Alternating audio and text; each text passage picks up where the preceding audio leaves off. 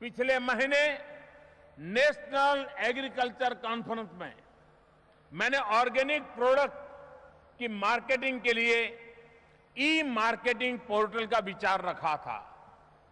इतने कम समय में आज उसका शुभारंभ होते देख मेरे लिए बहुत ही सुखद अनुभव हो रहा है और इसलिए मैं विभाग को बहुत बहुत बधाई देता हूं।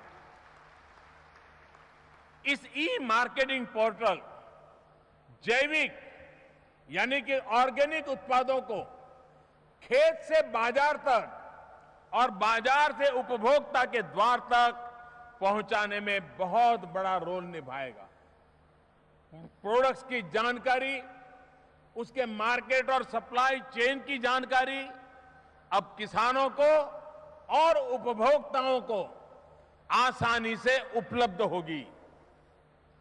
मेरे किसान भाइयों बहनों, ऑर्गेनिक प्रोडक्ट्स पर मेरा जोर इसलिए है क्योंकि ये जितने पुरातन है उतने ही आधुनिक भी है।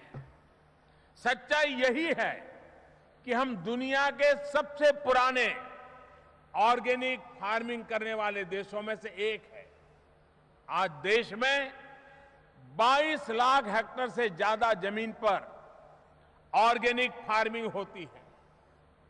लेकिन दूसरी सच्चाई यह भी है कि ऑर्गेनिक फार्मिंग के बाद जो अगला स्टेप है वैल्यू एडिशन का, मार्केटिंग का, उसमें हम आज भी पीछे रह गए हैं। इस कमी को दूर करने में ई मार्केटिंग पोर्टल से काफी मदद मिलेगी।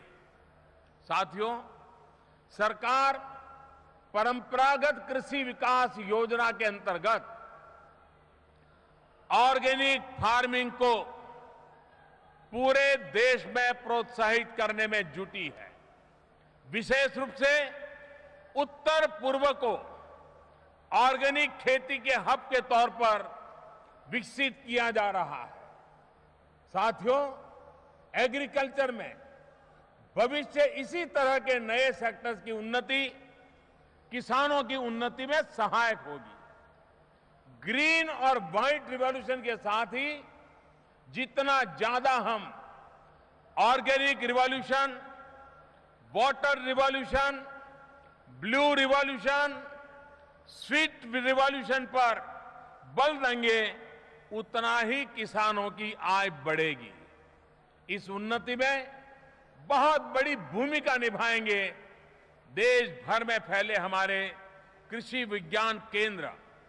आज यहां 25 नए कृषि विज्ञान केंद्रों का शुभारंभ किया गया है और इन्हें मिलाकर हमारे देश में इनकी संख्या लगभग 700 हो गई है। मैं इन कृषि विज्ञान केंद्रों को आधुनिक कृषि के नए लाइट हाउस के तौर पर देखता हूं। इन केंद्रों से निकला प्रकाश देश के कृषि जगत को प्रकाशवान बनाएगा। विशेषकर कृषि विज्ञान केंद्र का सबसे महत्वपूर्ण काम है किसान तक नई तकनीक, नई जानकारी को पहुंचाना।